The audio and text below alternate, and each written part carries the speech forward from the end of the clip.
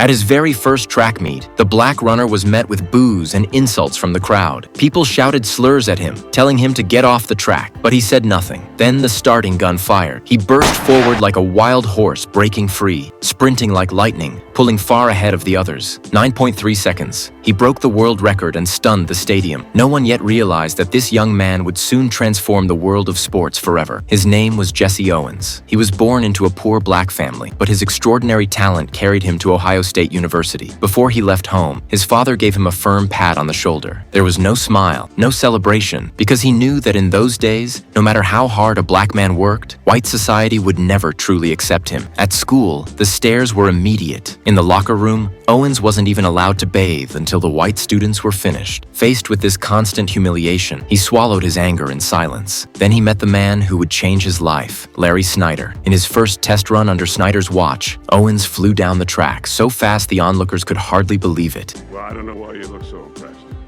This was a second slower than Wyckoff. What Owens didn't realize was that Wyckoff's world record was for the 100-yard dash, while he had just run 100 meters. Without professional training, Owens had unknowingly tied the world record. When Snyder called him in, Owens thought he'd finally hear praise. Instead, the coach bluntly pointed out his weaknesses. Your rhythm's off, and your posture's lousy.